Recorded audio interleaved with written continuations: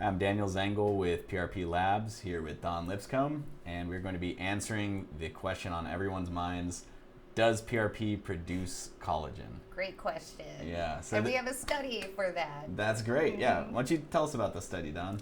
Absolutely. So the authors in this study just really wanted to test the safety and the efficacy of PRP injections, and they also tested out if it actually does produce collagen.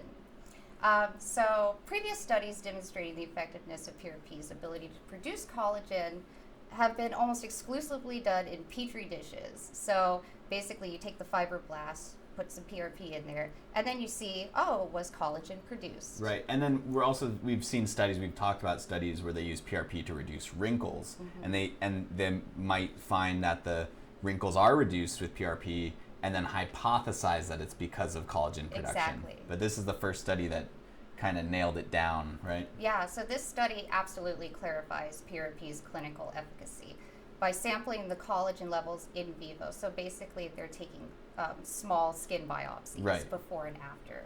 What do they call them, puncture biopsies or something? Yeah. It's like a little plug of skin that they Exactly, take it's out. really small, just like a small needle head. So for this study, it was non-randomized. It was just one dose, and they did do a placebo control too, though, so that's good. Yeah. So there were 20 healthy women. They were between 40 and 49, and they were all diagnosed with skin aging. So I don't know exactly what criteria. Skin I aging. think all of our skin. I think we all might be affected by that disease at some all point. The time, yeah. It's different degrees. Every day. Yeah. So each patient received a dose of PRP into the right infraorbital skin. Right. I think, and then so they received a saline injection in the other. And skin biopsies were taken of these areas before and after. Okay. And then the rest of the face was injected with the PRP treatment. And to be clear, it was a microneedling procedure. So this is where they don't actually do an injection of PRP. They use a microneedling device, which is like a derm abrasion device. Interestingly, I was just talking before we started filming, these devices used to be pretty much illegal. But yeah, just in the last couple of weeks, I believe the first pen was approved by the FDA for these microneedling procedures. So now it is something you can do legitimately. I guess there will be more research then. Yeah, hopefully, yeah. So it makes a ton of punctures in the skin. It's been used in dermatology for a long time. And what they do with PRP is they really make platelet-rich fibrin out of it. So it's PRP that's been activated by calcium chloride. And then they pretty much puncture your whole face. It gets all bloody, and then they just kind of rub it all over the face. And that's how they did it in this study.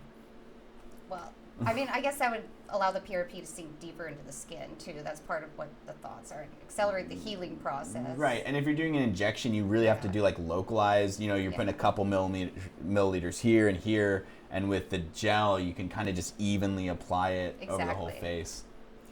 So for the PRP Prep, as usual, it was prepared by drawing the patient's own blood, and they added sodium citrate as an anticoagulant. The blood was centrifuged, and red blood cells, leukocytes, which are the white blood cells, were separated from each other along with the platelet-poor plasma. So you ended up with the red blood cells, and then buffy coat, and then platelet-poor plasma. And they used a gel separator after centrifugation. Right, so they don't specify which manufacturer made this kit, but we do know that there's two companies that are the main producers of these gel-based separator kits. It's Regen Kit by Regen Labs, and then the other one is Eclipse.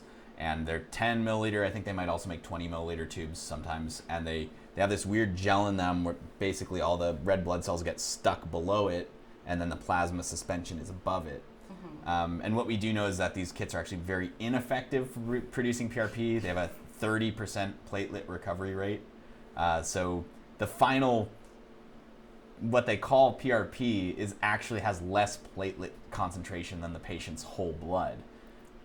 But there's still growth factors. There's still something going on. So in this, so they actually didn't discard any of the white cells. So there are definitely leukocytes in it. Well, actually, the leukocytes get trapped below the gel. Yeah, so all the red blood cells, almost all the leukocytes get trapped below the gel, and you're left with this plasma suspension. But these kits, the other thing that these gel kits have is they have a calcium chloride above the gel so that the plasma suspension does get activated. So you're going to see growth factor production.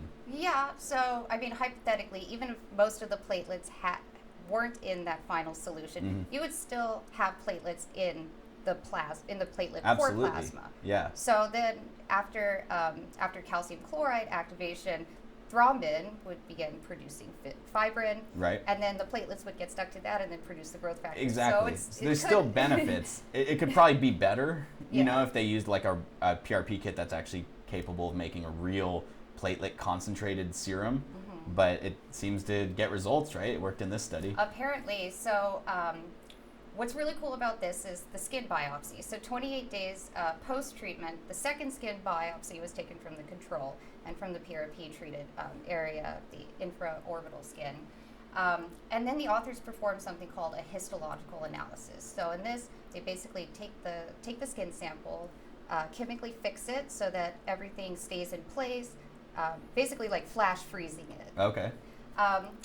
So they chemically fix the tissue, and then they stain it with a blue dye that actually interacts with collagen. So the darker the dye, the more dispersed it is, the more collagen you have. Okay.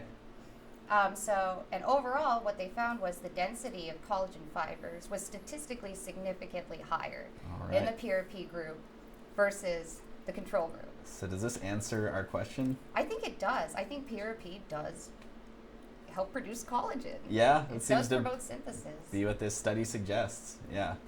And I mean, it really, in my opinion, it really makes sense, and the biology says it, because so new collagen proteins produced through the activation of platelets, it's because of the growth factor release and cytokines which bind to the surface of fibroblasts.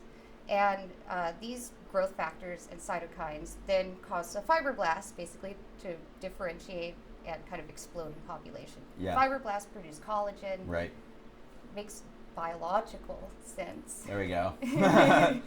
Yeah, so that's great. Thanks, Dawn, for breaking down the science, as always. And yeah, looks like PRP very well may produce collagen. Very well may, yeah. That's like the most, you know, we'll ever give on an answer when it comes to science. It's never a black and white yes or no. So, all right, Dawn, thank you so much. We got some more videos on PRP coming up real soon, so stick around.